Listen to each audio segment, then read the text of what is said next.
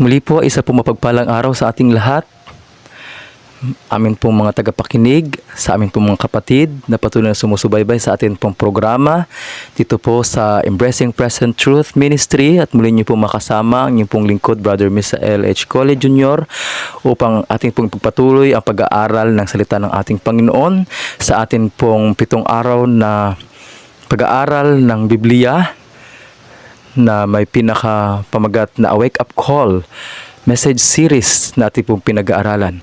At nais ko pong ipaalam sa inyo na tayo po ay nasa ika-4 na araw na ng ating pong pag-aaral, at sa 3 araw po na ating pong talakayan ay marami po tayo natutunan ng mga bagay-bagay kung ano po ang nangyayari po sa kasalukuyan at sa darating na panahon sa atin pong iglesia na kinaaniban bilang mga Seventh-day Adventist. Ngayon po, mga mahal ko pong kapatid, magkaroon po tayo ng review sa atin pong pinag-aralan sa nakaraan patungkol po sa the shaking and the coming crisis, kung paano pong iglesia po ay maliliglig o niyayanig, at ano pong crisis ang atin pong pinaghahandaan. Nakita po natin kung paano po ang shaking, mga kapatid, ay nangyayari, at kung sino po ang nagliliglig sa iglesia. Kailangan po itong mangyari, mga kapatid, sapagkat ito po ang maglilinis at magdadalisay ng iglesia ng ating Panginoon, ng iglesyang minamahal ng ating Panginoon, na kanya pong babalikan sa kanya po ikalawang pagdating. At nakita rin po natin doon sa atin pong pag-aaral kung paano pong naliliglig ang iglesia. Hindi po dahil doon sa mga taong nagsasabi ng katotohanan, kundi doon po sa mga taong bumabangon upang salungatin kung ano po ang katotohanan na sa salita ng ating Panginoon. Ang katotohanan po ay nasa loob na po ng iglesia, dahil ito po ang repository ng katotohanan ng ating Panginoon. Kung bakit po naliliglig ang iglesia ay sa kadahilan ng may mga tao po na ayaw pong tanggapin kung ano po ang tuwid na patotoo ng ating Panginoon, at bumabangon sila upang ito po ay salungatin kung kaya't ito po ay naliliglig. At ano naman po ang coming crisis na atin pong napag-aralan sa atin pong nakaraang talakayan? Ito po yung pagpili po sa pagitan ng tama at mabuti, kung saan po tayo panig, kung sa katotohanan ba o sa panig ng kasinungalingan, o sa pagtayo sa hindi katotohanan. Ang crisis po sa atin, mga kapatid, ay malaking sako po na usapin po ito. Hindi lamang po sa naging topic natin ang crisis. Marami pong crisis: spiritual crisis, financial crisis, social crisis, yung atin pong hinihintay. Marami pong crisis: family crisis, relationship crisis. Pero yung atin pong pinag-aralan yung nakaraan ay yun lamang po ang specific na atin pong tinalakay na crisis na dapat kaharapin ng iglesia ng Diyos, in connection po doon po sa shaking na nangyayari po sa atin. Ngayon po, mga kapatid, ay dadako po tayo sa isang mahalagang topiko rin na atin pong pag-aaralan. Kagaya po na binanggit ko sa inyo nakaraan, ang topic po natin ngayon ay may kinalaman po sa The Message of God to His Church in Laodicean, ang mensahe ng Diyos sa kanyang iglesia sa Laodicea. Ngayon po, ito po ay akin pong kukunin sa aklat po ng Apokalipsis at sa tulong po ng Spirit of Prophecy. Ano po ba ang mensahe ng ating Panginoon ngayon sa atin po bilang huling iglesia na nakatala sa Apokalipsis, ang Laodicean Church, na gagamitin ng ating Panginoon upang matapos po ang kanya pong banal na gawain. Subalit bago po yun, mga mahal ko pong kapatid, akin po kayo inanyayahan na tayo po ay panandali ang muling manalangin upang hingin po ang pamatnubay ng banal na Espiritu sa atin pong mahalagang pag-aaral sa mga oras na ito.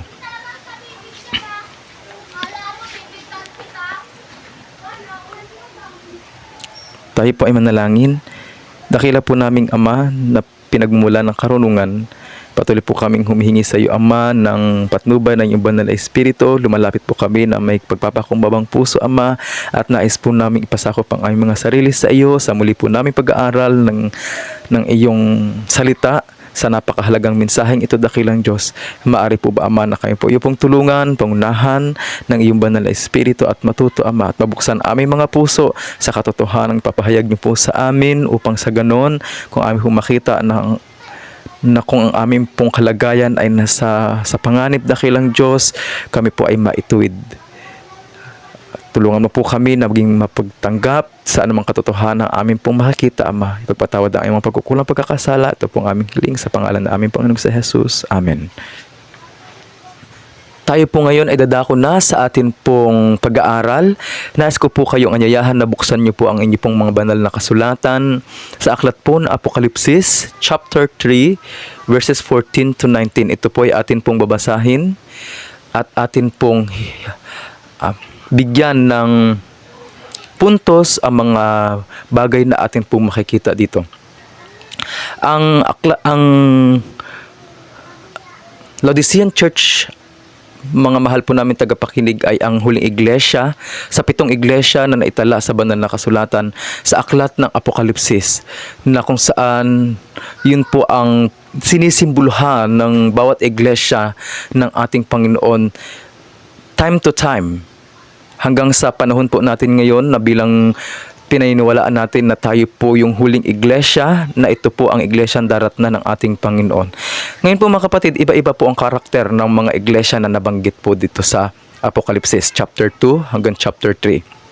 Pero po focus po tayo dito sa chapter 3 sapagkat ito po ang mensahe ng ating Panginoon para po sa atin ngayon.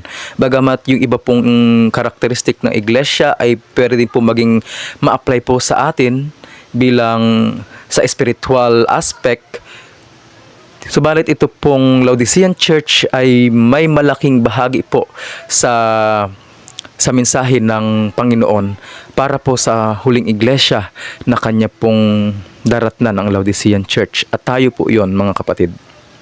Ngayon atin pong basahin ang nakatala sa chapter 3 verse 14. Ang sabi po dito, "At sa anghel ng iglesia sa Laodicea ay isulat mo ang mga bagay na ito ay sinasabi ng siya nawa ng saksing tapat at totoo." Atin pong napag-aralan nakaraan kung sino po yung saksing tapat at totoo, at wala pong iba na pinapatungkulan kundi ang ating Panginoon. Nang pasimula ng paglalang ng Diyos. 15. "Nalalaman ko ang iyong mga gawa, na ikaw ay hindi malamig o mainit man. Ibig ko sanang ikaw ay malamig o mainit man." Sa 7 iglesia ng ating Panginoon, lagi pong sinasabi ng Panginoon na alam ko ang iyong pong mga gawa. Dahil sa katotohanan po, alam po ng Panginoon ang lahat po ng atin pong ginagawa, maging ito man po ay lihim o hayag, sapagkat wala pong lihim sa ating Panginoon. Nakikita niya po kung ano po ang nasa atin pong mga puso, at hindi po natin pwede yun na ipagsinungaling, sapagkat ang ating Panginoon ay makapangyarihan na siya po ang nakakaalam ng lahat ng bagay. Meron din po mga kapatid na talaan sa langit na kung saan doon po nakatala ang lahat po ng atin po mga gawa, mabubuting gawa, mga masasamang gawa, mga kasalanan na atin pong ginawa. Ang lahat po ng mga bagay na yun ay nakatala po sa langit.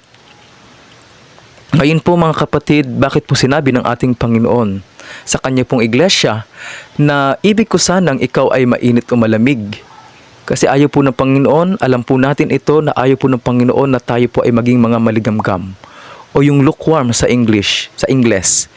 Sapagkat ang maligamgam po, pagka ito po ay atin pong pinagpatuloy na basahin, sabi po sa 16, "Kaya sapagkat ikaw ay malahininga o yung maligamgam at hindi mainit o malamig man, ay isusuka kita sa aking bibig."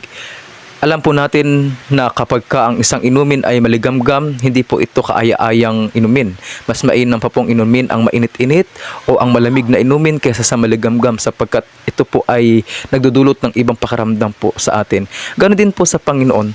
Ayaw niya po na tayo po ay nasa maligamgam na kalagayan. Gusto niya po tayo po ay nasa mainit, o kung di man sa mainit, nasa mas malamig na kalagayan.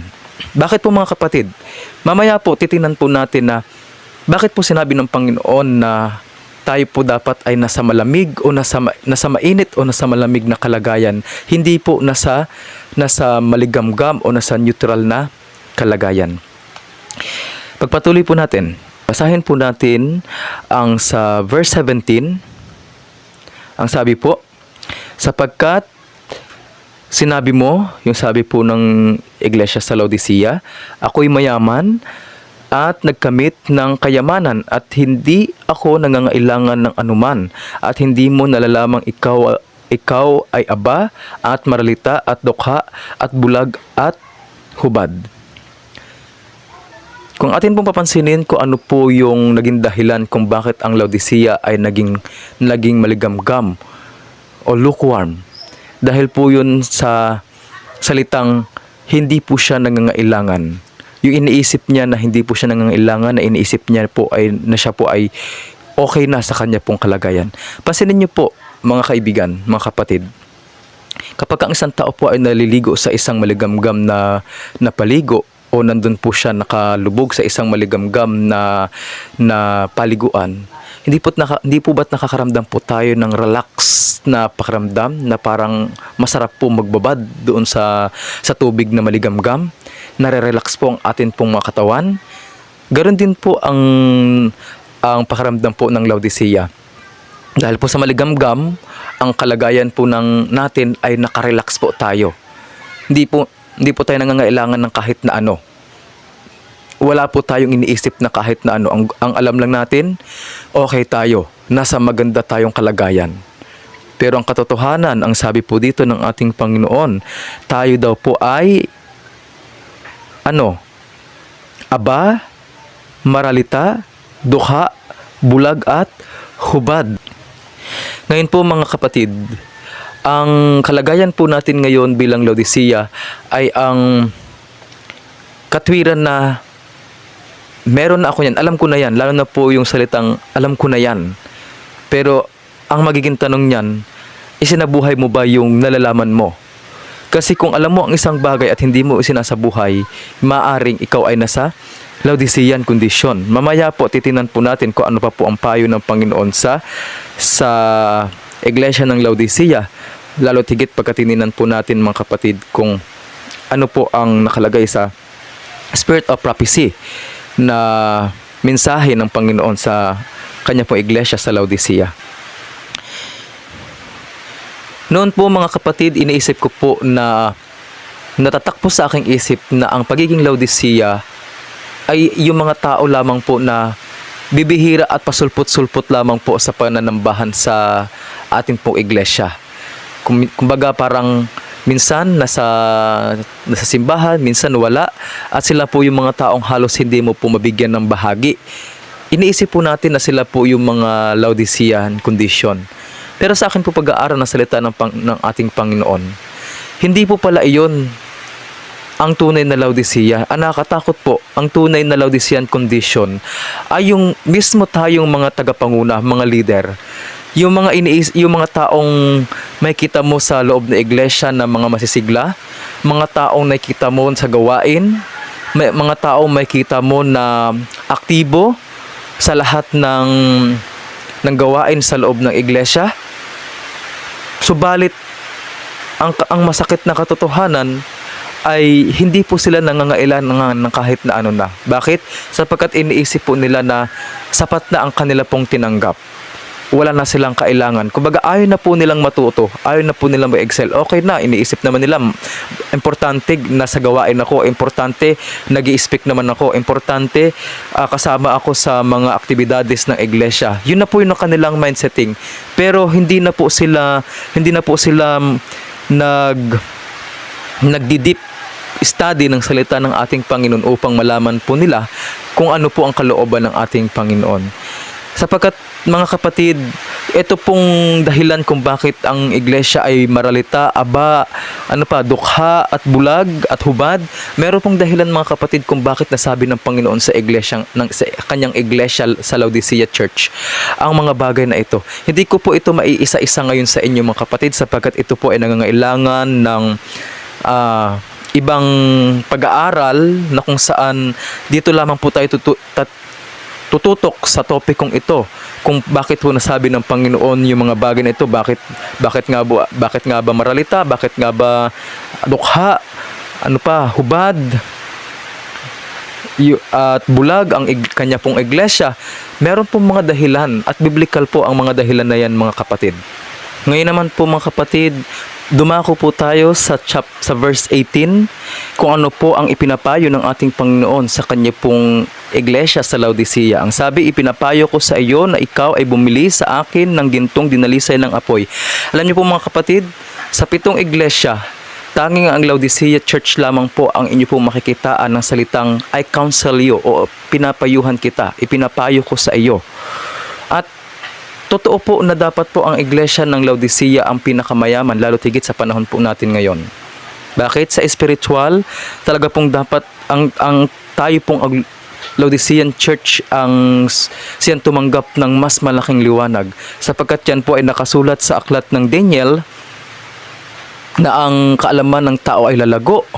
At iyon po ay sa panahon po natin ngayon, may kita niyo po mga kapatid kung ano po kung gaano po kabilis ang paglago ng karunungan ng tao. May kita niyo po yan sa mga invention na nagagawa sa panahon ngayon na halos sumusulong po ang paglago ng kaalaman, maging ito po ay artificial knowledge at sa mga bagay-bagay na mas napapabilis ang mga gawain ng tao sa communication, transportation. May kita po natin na talagang natupad ang propesiya ng propeta Daniel kung papaano sa huling panahon ay lalago po ang kaalaman ng tao, at nakita po natin yan ngayon mga kapatid. Sa spiritual naman, talagang malago po dapat ang spiritual ng Laodicea, sapagkat meron po tayong greater light bilang nagsasabing mga lingkod ng ating Panginoon, yung Bible, yung guide ng ating spiritual journey, at ganoon din po ipinagkaloob sa atin ng ating Panginoon ang kanyang counsel, ang kanyang testimony sa spirit of prophecy upang magpatotoo sa kung ano po ang dapat sundin ng bayan ng Diyos sa panahon po natin ngayon, dahil napakarami na po ang mga lumalabas na maling turo, maling interpretation ng banal na kasulatan, at mga event na darating na nakakatulong po sa atin upang tayo po ay mahanda. Lahat po yan, mga kapatid, ay ibinigay ng Panginoon sa atin. At ako po, katulad ng sinabi ko po sa inyo, nagpapasalamat po ako din sa spirit of prophecy ibinigay ng Panginoon sa atin, sapagkat lahat po halos ng corner ng ating buhay ay nasakop po sa spirit of prophecy. Sa business, may counsel po para po sa mga businessman, businesswoman, sa mga enterprises na papasukin ng bayan ng Diyos, sa pag-aasawa, sa pagpapamilya, sa mga kabataan, sa mga workers natin, teachers, sa mga church natin, saan pa ba? Sa food, sa health, lahat po ng aspeto ng ating buhay ay nasakop po ng counsel ng ating Panginoon sa spirit of prophecy. Kaya imposible po mga kapatid na maligaw tayo ng sanlibutan, maakit tayo ng sanlibutan kung pakikinggan po natin ang counsel ng ating Panginoon. Kaya napakabuti po ng ating Panginoon sa bagay na ito, sapagkat mahal niya po tayo, bagamat tayo po ang iglesia na maligamgam. Pero gusto ng Panginoon, hindi po tayo manatili sa pagiging maligamgam. Gusto ng Panginoon, tayo po ay maging mainit sa pananampalataya natin at sa paggawa ng mabuti na buhat sa ating Panginoon.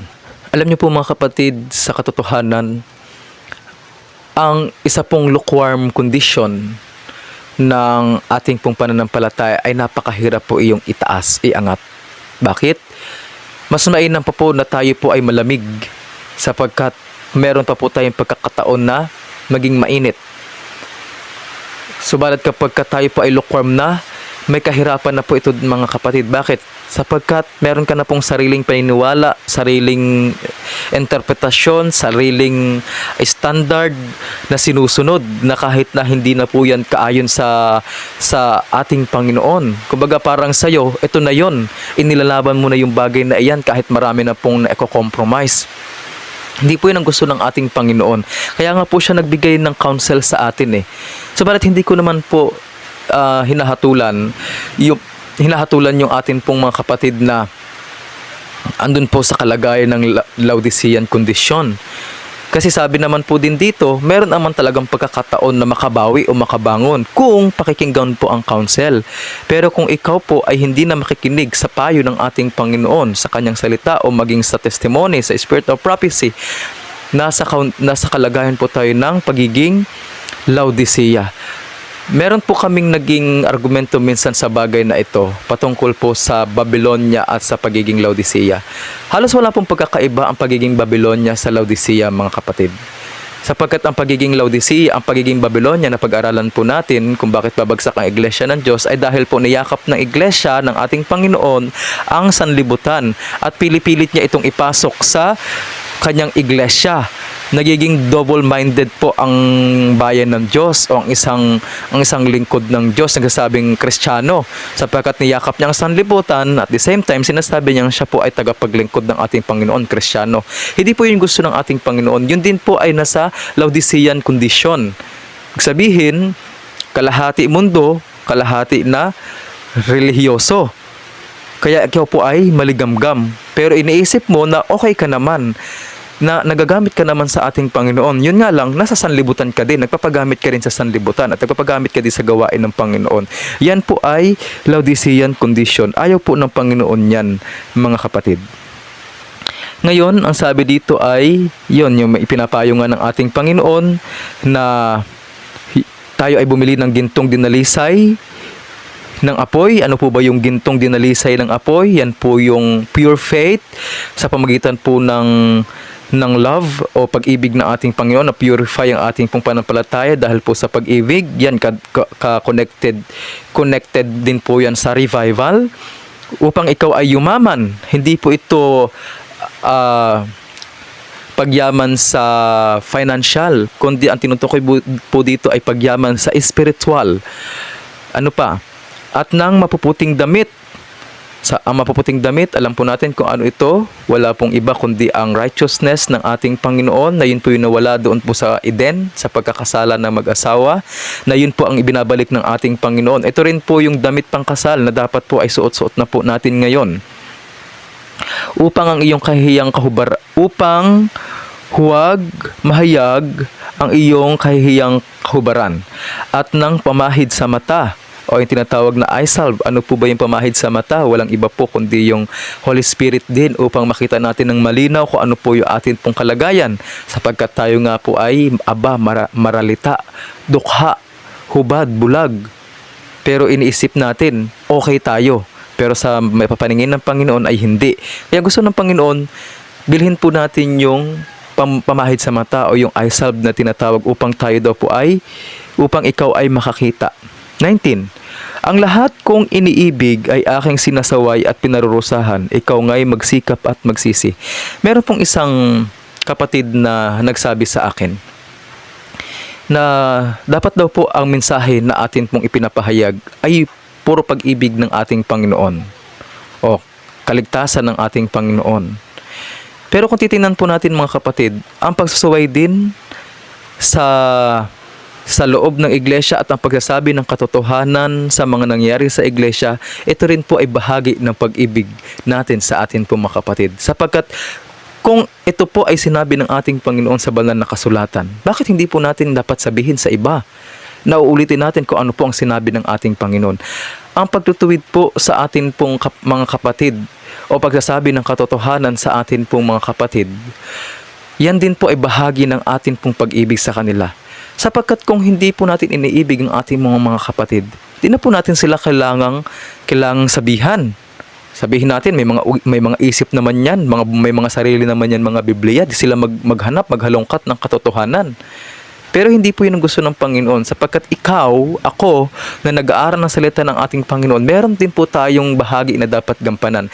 Kung ibinigay sa atin ng Panginoon ang spiritual na pagtingin o nakikita natin kung ano ang nangyayari sa ating paligid, kung ano po yung kasama ang nangyayari sa ating iglesia, meron po tayong mensahe ng ating Panginoon na pinag-aralan po natin doon sa introduction na kailangan po natin yung dalahin sa bayan ng Diyos. Yun nga lang, dapat po ay magiging maingat ang bawat isa sa atin na kung ito po ay ating dadalhin, una po tayo magsiyasat ng atin pong mga puso sapagkat baka sa pagtutuwid po natin sa iba ay yung atin pong mga sarili mismo ang hindi natin na itutuwid. Gusto nating matanggal ang puwing sa mata ng ating mga kapatid, subalit malaking troso po ang nasa atin pong harapan. Hindi rin po mainam yun. Kaya ang gusto ng Panginoon ay hingin natin ang eye salve o yung pamahid sa mata upang makita po natin yung atin pong mga tunay na kalagayan. Uulitin ko po mga kapatid, kabahagi po sa atin pong pag-ibig ang sabihin kung ano po ang nangyayari sa loob po ng ating pong iglesia upang magkaroon po ng total awareness ang bawat isa sa atin sa kung ano nga po ang ating pong kalagayan at kung saan po tayo lulugar. Ngayon punta po tayo mga kapatid sa Spirit of Prophecy. Ano po yung sabi ng Spirit of Prophecy sa atin? Babasahin ko po ang nakalagay sa Selected Messages Volume 1, page 196, paragraph 1. Ganito po ang sabi. Sa panahong ito, ang mensahe ng Laodicean ay ibibigay upang pukawin ang isang natutulog na simbahan. Ano daw po? Ang mensahe ay kailangan pong ibigay sa Laodicean sa panahon po natin ngayon. Bakit? Upang pukawin daw po ang isang natutulog na simbahan.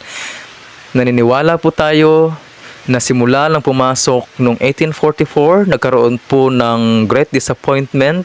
Yun po yung partial fulfillment ng Matthew 25 na ang Iglesia ng Diyos ay nakatulog. At ang Iglesia nga po ng Diyos ay nakatulog ngayon. At ito po, gusto po ng Panginoon na gisingin ang kanya pong Iglesia. Mga mahal ko pong kapatid. Sa pagpapatuloy, hayaan ang pag-iisip ng igsi ng oras ng napasiglahin ka sa mga sigasig, walang pagod na pagsisikap. Di ba sabi po dito sa payo ng ating Panginoon sa verse 19 ng Apokalipsis chapter 3 verse 19. Sabi doon, ang lahat kong iniibig ay aking sinasaway at pinarurusahan, ikaw nga'y magsikap. Ano pong dapat po nating pagsikapan? Pagsikapan po nating makaalis po tayo sa pagiging Laodicean condition, sa pagiging double-minded, sa pagiging doble cara. Isa sa sanlibutan, isa sa relihiyon natin, sa relihiyon ng ating Panginoon. Gusto ng Panginoon na pipili po tayo at ang gusto niyang piliin natin, yung magbibigay buhay sa atin. Kaya sabi niya, magsikap ka. Pasiglahin natin ang ating pag-iisip o maging masigasig po tayo saan?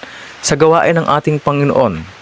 Yung tunay na may sigasig na ikaw ay buo sa ating Panginoon. Hindi yung panlabas na sigasig na nakikita ng mga tao, pero ang katotohanan, ikaw pala ay nagmamahal sa sanlibutan. Ayaw po ng Panginoon yon para sa atin, mga kapatid ko.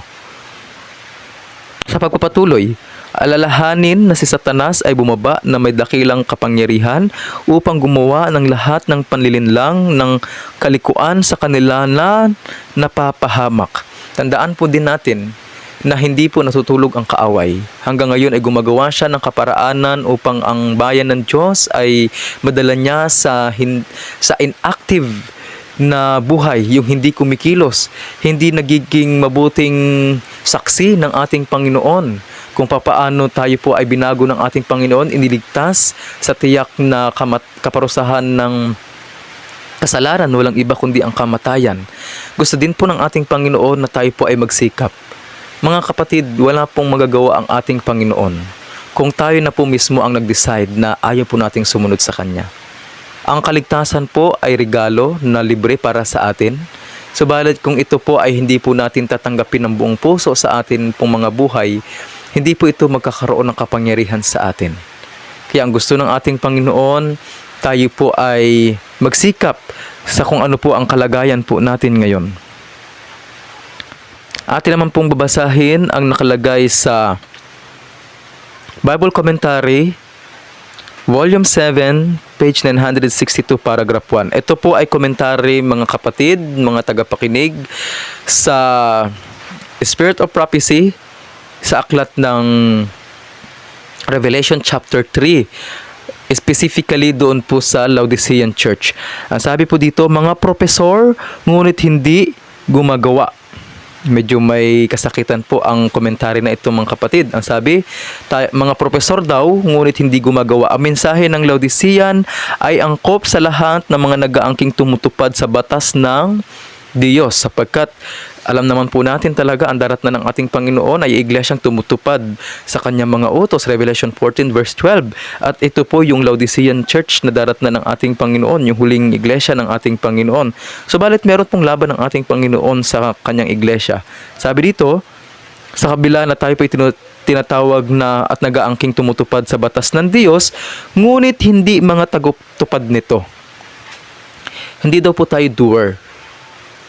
Maybe tayo po ay hearer lamang, ngunit hindi doer. Ito pong salita ko na sinasabi mga kapatid na hearer but not doer, ito po ay tatalakayin po natin sa susunod po nating topiko, sa susunod na araw. Sapagkat ito po ay importante din sa atin bilang kabahagi na atin pong pag-aaral sa salita ng ating Panginoon. Bakit sinasabi na hearer lamang at doer? Sapagkat gusto lamang po natin ang katotohanan. Katulad po yung pinag-aralan po natin nakaraan. Gusto mo lang ng katotohanan, masaya ka sa katotohanan, pero ayaw mong isagawa ang katotohanan. Yun ang ayaw ng Panginoon sa atin. Yan ang Laodicean condition. Gusto mo ang katotohanan, pero ayaw mong isagawa. Parang ganito lang po. Minsan nagkaroon po kami ng activities sa church. Ang naging activities po namin ay pinagawa ko po sila sapagkat ako po yung nanguna sa activities na yun.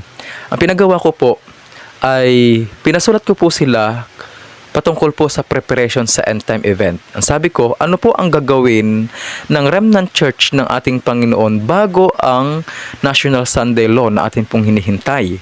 At ano naman po ang magiging gawain natin during National Sunday Law? So marami po silang nilagay doon, including po yung spiritual na kalagayan, including po yung country living, including po yung health, dapat po ay iniingatan ang kalusugan sapagkat dapat physically fit daw tayo. Kaya sabi nga tatakbo daw tayo, may maaring habulin tayo dahil po sa persecution at pwede po mangyari yun. Yun po mga bagay nila na sinasabi, magtanim po ng mga pagkain na dapat po paghahanda at ganun po during National Sunday Law, yung pangangaral na gagawin upang papaabot ang mabuting balita, which is the loud cry. Yan po ay sinabi nila. Ngunit sa kahulihan po ng appeal ko mga kapatid, ang sabi ko, lahat po ng sinabi nila ay tama. Pero dapat po yun po ay masusumpungan sa atin na tayo po ay gumagawa.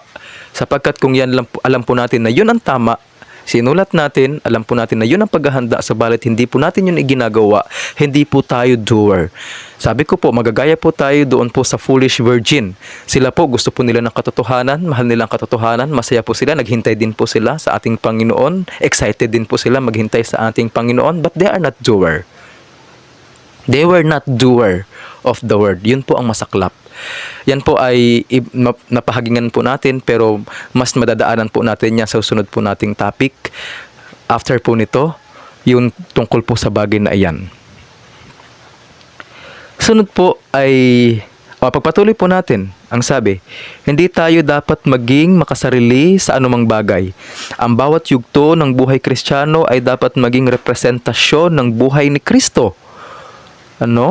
Ang bawat yugto daw po ng buhay Kristiyano, so bawat aspect po ng atin pong buhay, pamumuhay bilang Kristiyano ay dapat daw po maging representasyon ng buhay ni Kristo. Ano po ba yung buhay ni Kristo? It's all about self-sacrifice, self-denial. It's all about love na dapat po nating ibahagi sa iba. It's all about the mind kung papaano po iligtas ang tao, kung papaano pong tulungan ang tao na makaahon po sa putik ng kasalanan.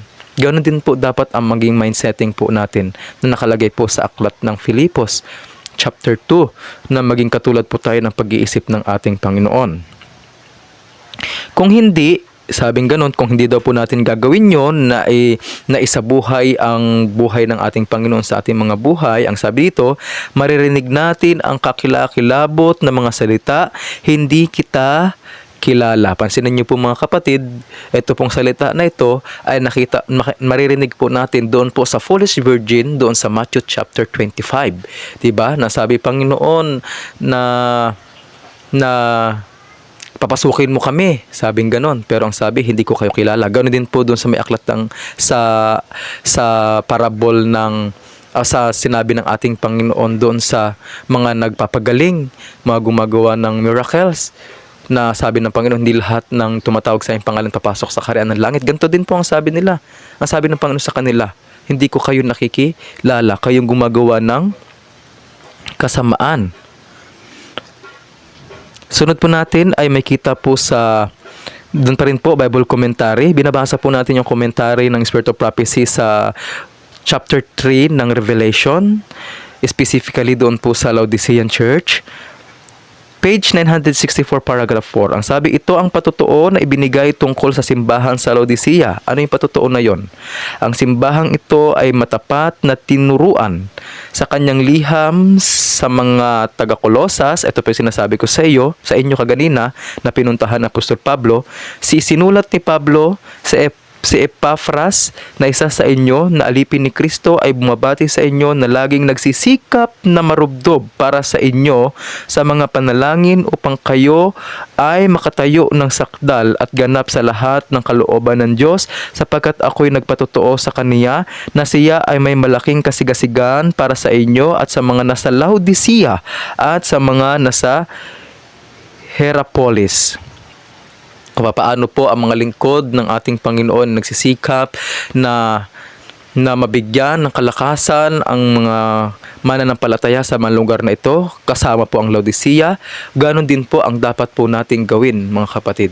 Ang mensahe po ng Laodicea o ang mensahe ng ating Panginoon, una po dapat yan pararatnan sa atin po mga tahanan. Mahirap naman po kung ang atin pong goal agad ay sa labas, maparatnan ng pabalita ang mga nasa labas, subalit ang atin pong mismong bakuran ay hindi po nila nauunawaan ang salita ng ating Panginoon. Hindi po nila nauunawaan kung ano po ang mensahe ng ating Panginoon. Gusto po natin sa gawain, wala pong problema ang pagsama po sa gawain ng ating Panginoon sa mga pangangaral. Subalit mga kapatid, bago po natin pangaralan ng iba, dapat nauna po ang atin pong pamilya, ang atin pong sambahayan, ang atin pong naabot na impluensya sa iglesia at sa mga tao po na atin pong pupuntahan. Kasama na po ang pangangaral. Dapat po nauna po yan sa loob ng pamilya. At ayan po ang pattern na ibinigay ng Panginoon sa atin. Di pa po?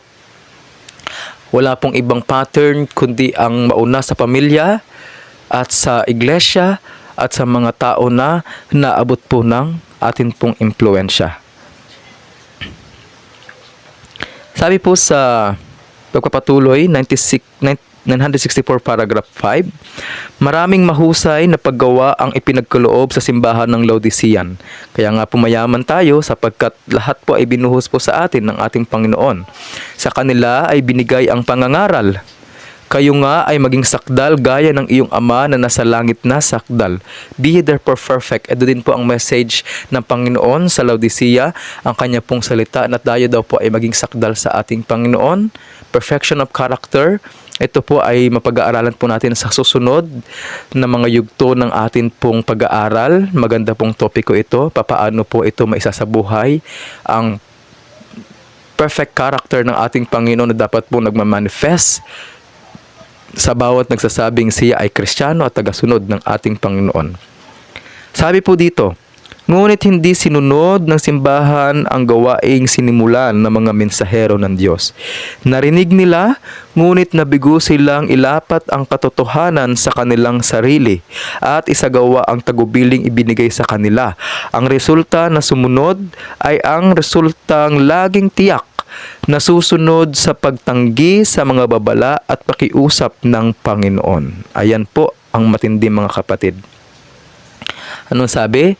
Nabigo daw po ang Laodicean Church sa pagsunod sa kung ano po yung sinimula ng mga mensahero ng Diyos, sa mga ipinadala na mensahero ng ating Panginoon.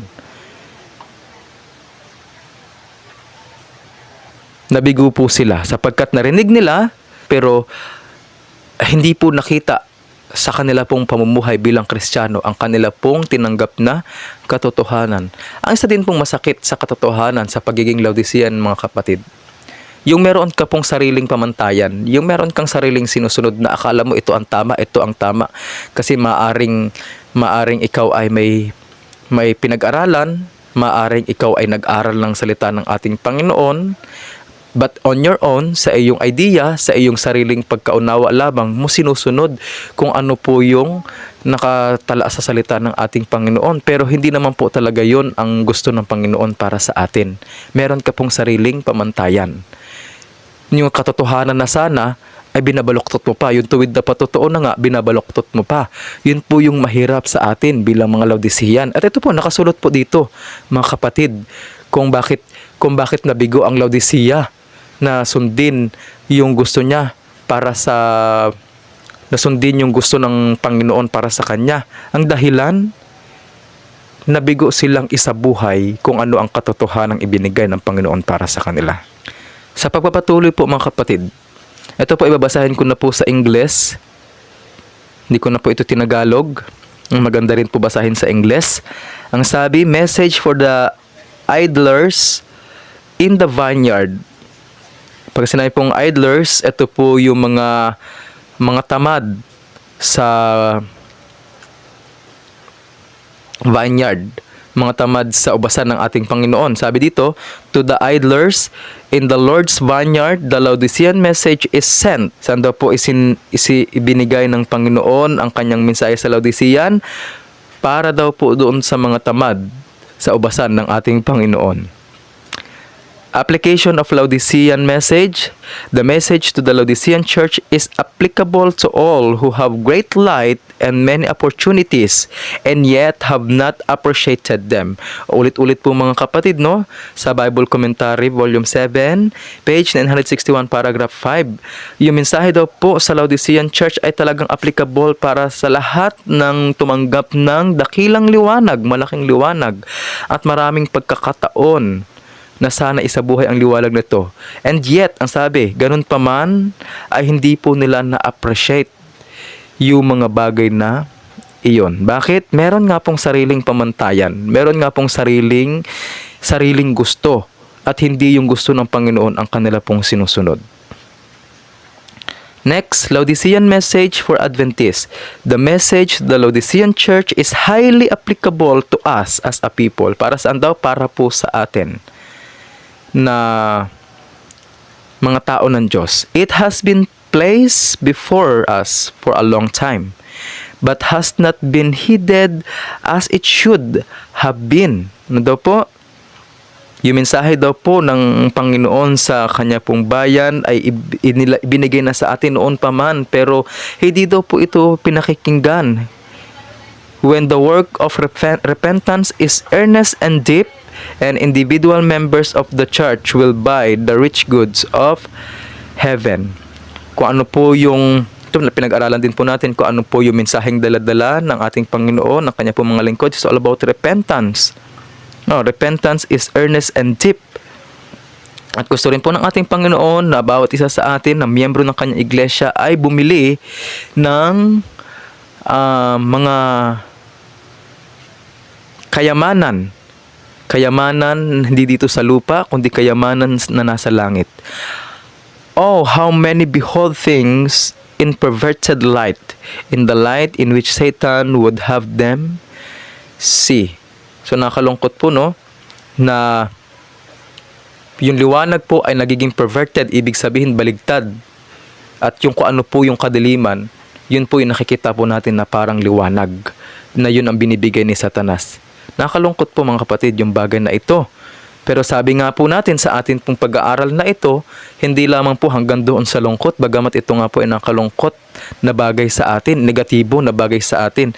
Pero syempre tayo po bilang mga lingkod ng ating Panginoon, katulad po sa atin pong sinasabi lagi, humahanap po tayo ng solusyon. Ano po yung dapat na solusyon sa bagay na ito?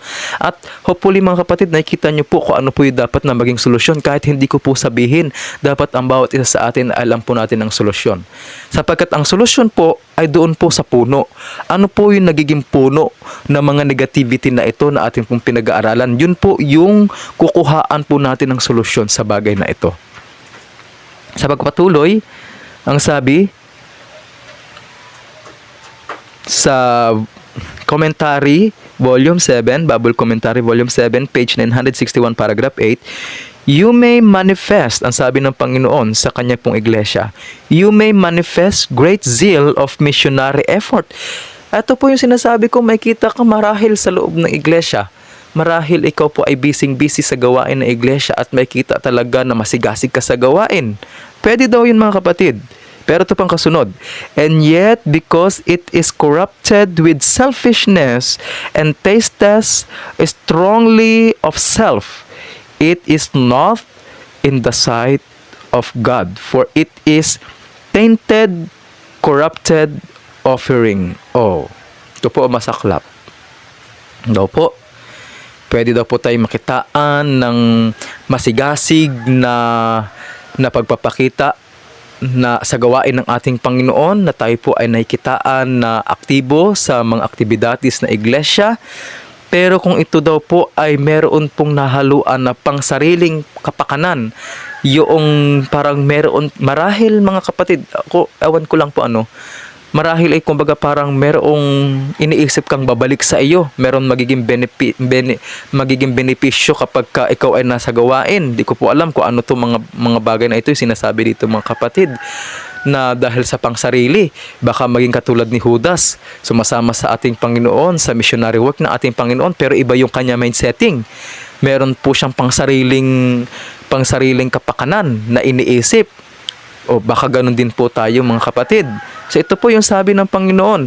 Kaya hindi lahat ng masigla, hindi lahat ng nakita natin na masigla o masigasig sa gawain ay hindi po natin masasabi na yun po ay tunay. Pero hindi naman po natin hinuhusgahan yun. Ikaw po at ako ang nakakaalam ng mga bagay na yun. Ikaw na nakakakinig. Kung nakita po natin, nakita mo sarili mo na ikaw ay tumutulong sa gawain ng Panginoon, alam mo po ang motibo mo. Alam po natin ang motibo natin bakit nasa gawain po tayo ng ating Panginoon. O baka marahil tumutulong po tayo sa gawain ng ating Panginoon. Ito meron po mga ganito mga kapatid, no? Meron pong sumasama sa gawain ng ating Panginoon, maaktibo sa pangangaral, sa kung ano pa mang mga samahan, sa mga missionary work, sa missionary field, marami sumasama. Dahil po meron po silang kahilingan sa Panginoon. Ayan. Ano po yun? Marami po akong mga narinig ng mga testimonya. Katulad niya na kaya sila sumasama doon kasi gusto nilang pumasa sa ganito, mag-e-exam sila, kaya ginagawa nila, parang nagpapalakas sila sa Panginoon. Sila po ay nagiging masigla kasi may hinihiling sila sa Panginoon, which is very dangerous mga kapatid. Hindi tayo magiging masigla kasi humingi tayo ng kapalit sa ating Panginoon at parang sinasabi natin, O Panginoon, i-grant mo yung aking hinihiling sa iyo kasi masigla ako sa gawain, nagpapagamit ako sa gawain. Hindi po ganun mga kapatid. Kasi ang tunay na puso sa gawain, yung kahit may sakripisyo. Ibig sabihin, hindi ka humihingi ng kahit na anong kapalit. Yun yung pag-ibig mo sa Panginoon. Na hindi dahil sa kahit ano pa mang bagay na hinihiling mo, kaya ka nagiging masigla o nagiging aktibo sa gawain. Hindi po yun mga kapatid. Delikado pong kalagayan yan. At huwag po natin yan gagawin. O yung iba nga, nagpa-fasting. Fasting sila ng fasting para lang sagutin ang kanila pong kahilingan sa Panginoon. Gusto nilang pumasa sa ganito, mga exam. Mga kapatid, dapat alam din po natin yung bagay na iyon, no? Yung patungkol po sa fasting. Kasi po yung fasting, hindi po yan ginagawa para tugunin ng Panginoon ang iyong pong panalangin kasi may sakripisyo ka. Hindi po mga kapatid. Ang tunay na essence po ng fasting, kung bakit po tayo nagpa-fast mga kapatid, ay upang makita po yung tuwid na daan ng ating Panginoon. Kasi yung mga kahilingan po natin, alam po ng Panginoon yan kung pakakabuti yan para sa atin. Kahit hindi pa po natin sambitin yung mga bagay na yan, alam ng Panginoon kung ano yung nararapat sa atin. Na doon na dapat po nating sabihin, kasi sabi nga, tayo po ay humingi sa ating Panginoon at tayo ay bibigyan. Pero yung gagamitin po natin yung mga bagay na yan, kaya tayo nagiging masigla, active, nagpa-fasting kasi meron kang hinihiling sa Panginoon, yan po ay wrong motive mga kapatid. Ulitin ko po, ang fasting po, ang essence po ng fasting, seeking the right way. Yung God's right way, yung God's way ng ating Panginoon. Kasi yung God's way ng ating Panginoon is always right. Yun po yung essence ng fasting. Kasi kapag hinahanap po natin yung kalooban ng ating Panginoon, ano man po ang magiging result ng atin pong hinihiling, yun po ay magiging maluwag sa atin. Bakit? Kasi ipinaubaya mo na sa daan ng ating Panginoon ang lahat ng bagay. Pagpatuloy po natin mga kapatid ang sabi. Nakita po natin yung nasa red light, no? Yung sabi daw po na kapag ang atin pong ginagawa, yung missionary effort natin ay corrupted dahil po sa selfishness, ito daw po ay walang kabuluhan sa paningin ng ating Panginoon. At ito daw po ay considered as corrupted offering. Oh, kasakit po ito mga kapatid. Ayaw po ng Panginoon na mga offering, na mga alay na meron pong kapansanan. Meron pong mga karumihan. Gusto po ng Panginoon ay pure offering. Pagpapatuloy, unless the door of the heart is open to Jesus, unless He occupies the soul temple, unless the heart is imbued with His divine attributes, human actions when weighed in the heavenly balances will be pronounced wanting.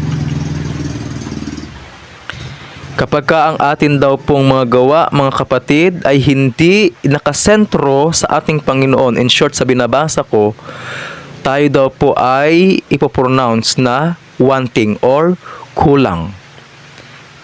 Many do not realize that the spirit which they cherish is destitute of the meekness and lowliness of Christ, destitute of the love that would constitute them channel of light.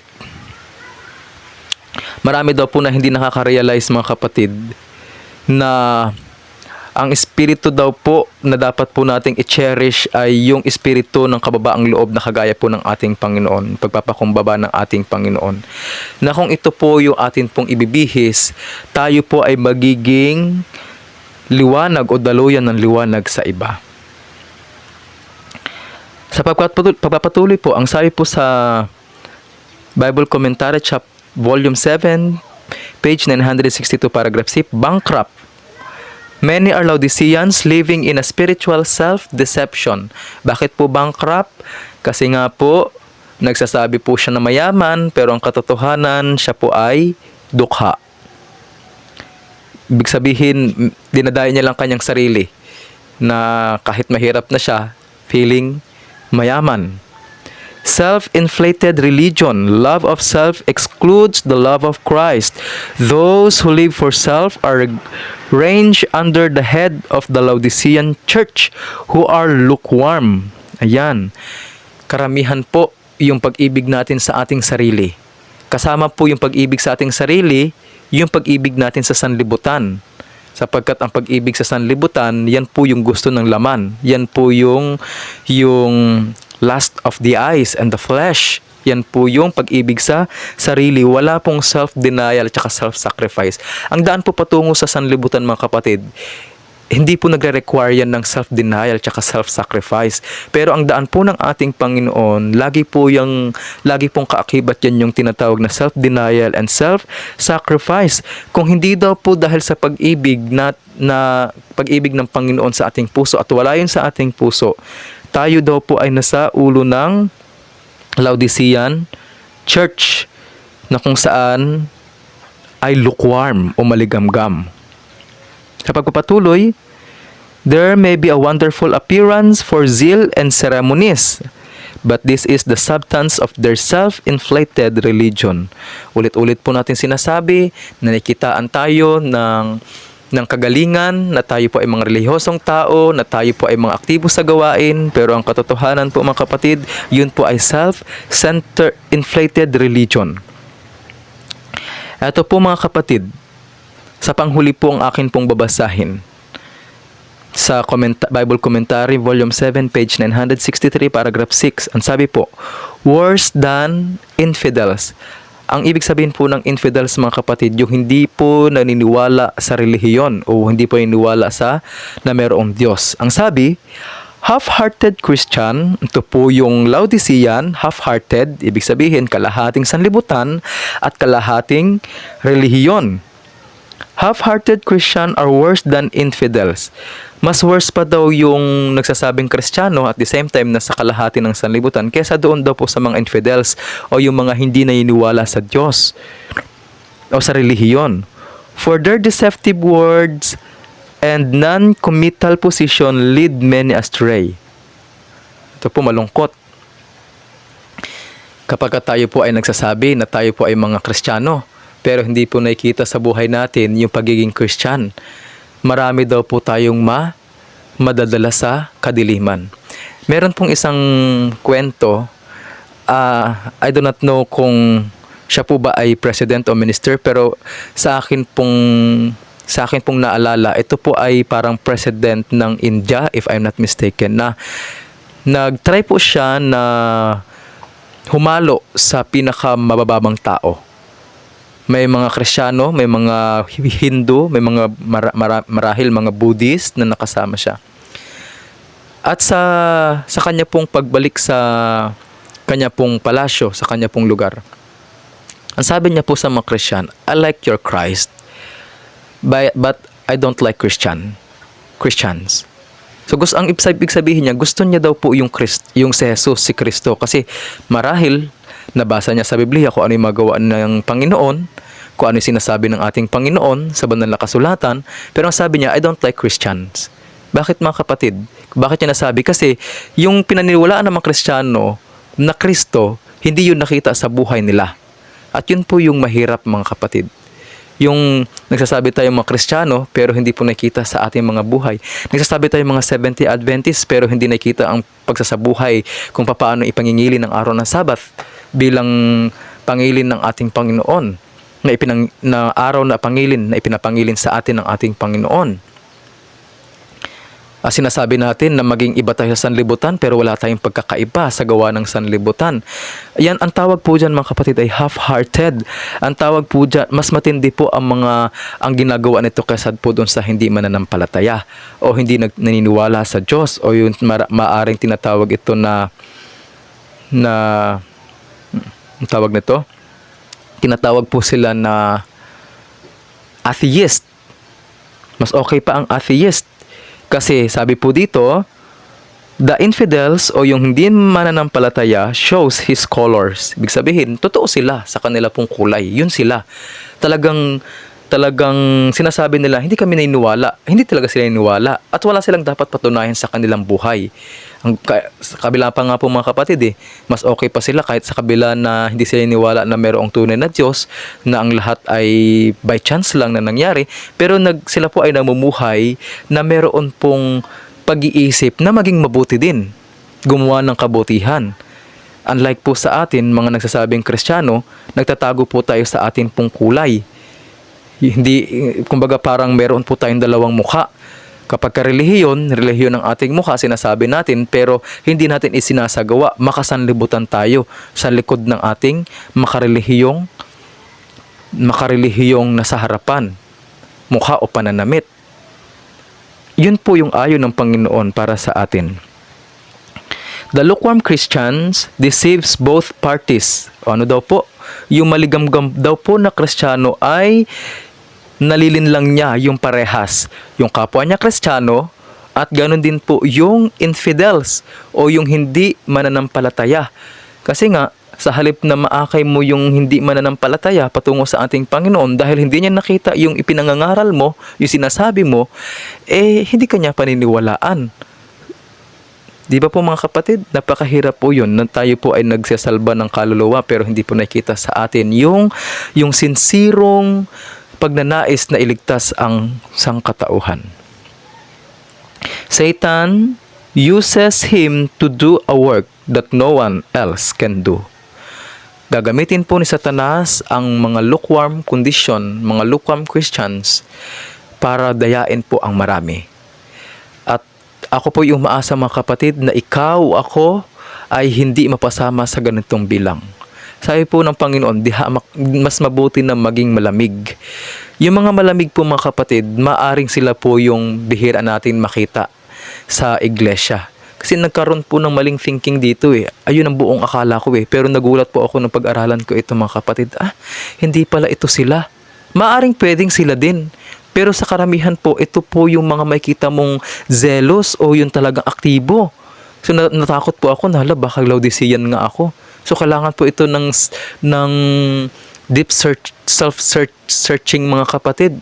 Examine na po natin ang ating mga sarili. Ano po ba ang purpose ko? Bakit naglilingkod ako sa Panginoon? Bakit masigasig ako sa gawain ng Panginoon? O bakit nagsisikap ako na tumugon sa panawagan ng gawain sa atin ng ating Panginoon? Ano ba ang purpose ko? Ito po ba ay self-interest? O meron ba akong hinihintay na pakinabang? Kung ganun yung magiging kaisipan natin, lukewarm po tayo mga kapatid. O ano po ba, nagmamahal pa po ba ako sa sanlibutan? Ba kailangan ko na po ng revival and reformation? Yun po ay pagsasearch ng atin pong mga puso. In connection po, ang pag-aaral na to sa atin pong mga previous topic patungkol po sa revival and reformation. Kailangan po itong mangyari po sa atin pong mga buhay at sa atin pong iglesia, sa iglesia ng Diyos.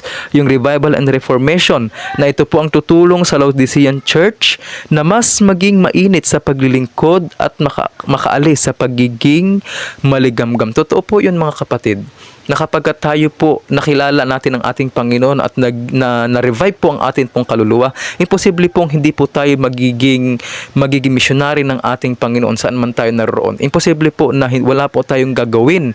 Meron po tayong gagawin sa gawain ng ating Panginoon. Bakit? Kasi tayo po mismo ang naka-experience ng tunay na revival ng espiritual. Kung ang Laodicean Church ay makikinig lamang po sa counsel ng true witness, walang iba kundi ang ating Panginoon, ang mga miyembro nito ay hindi mapapasama sa mga babagsak at lalabas sa iglesia dahil sa shaking na nangyayari sa spiritual crisis na hinaharap nito. Totoo po yan mga kapatid. Kung pakinggan po natin ang payo ng ating Panginoon sa banal na kasulatan, kung ano po yung pinapayo niya sa atin, ganoon din po sa Spirit of Prophecy, kung paano po hindi tayo mahalo sa sanlibutan, magkaroon po ng reformation sa ating mga buhay, hindi po tayo makasama doon sa mga babagsak at lalabas sa loob ng iglesia. Mananatili tayo dito. Bakit? Unti-unti, hakbang-hakbang, ay aabutin natin kung ano po yung standard na hinihingi ng ating Panginoon. Sa Kanya pong standard, hindi po sa ating standard. Sapagkat nakita rin po natin doon sa ating pag-aaral, sa shaking, na yung tuwid na patotoo, ito po yung mag-aangat ng pamantayan ng ating Panginoon. At kung ito po ay ating pakinggan, mapapasabuti po ang bawat isa sa atin. Muli po, salamat po sa pakikinig ninyo sa atin pong programa. At nawa mga kapatid, hindi po ito maging bagay na negatibo lamang po sa atin. Sa mga negatibo po nating nakita, nangangailangan po ito ng pagsasaliksik ng atin po mga sarili. Ano po ang dapat ko pong gawin? Nagbigay po ang Panginoon ng mga solusyon.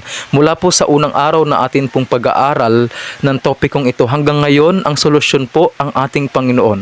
Makinig po tayo sa Kanyang salita, maging doer po tayo ng Kanyang salita, at not only the hearer ng salita ng ating Panginoon, kundi gumaganap ng salita ng ating Panginoon. Sa susunod po natin magiging topiko ay atin pong pag-aaralan na patungkol po sa prepared or not prepared. Handa o hindi handa. Titingnan po natin ng mas malalim ang patungkol po dito sa pagiging hearer at sa pagiging doer ng salita ng ating Panginoon. Ano po ang inyo pong mga komento? Kayo po ay malaya na magpahayag at ito po ay aming pumabasahin, at kung meron po kayong mga katanungan, ito po ay atin pong iipunin at susunod na mga topiko, pag-aaral, ito po ay atin pong babanggitin at bibigyan ng kasagutan. Muli po, salamat po sa inyo pong pakikinig mga kapatid. Purihin po natin ang ating Panginoon at pagpalain po tayo sa lahat po ng atin pong mga buhay bilang Kristiyano.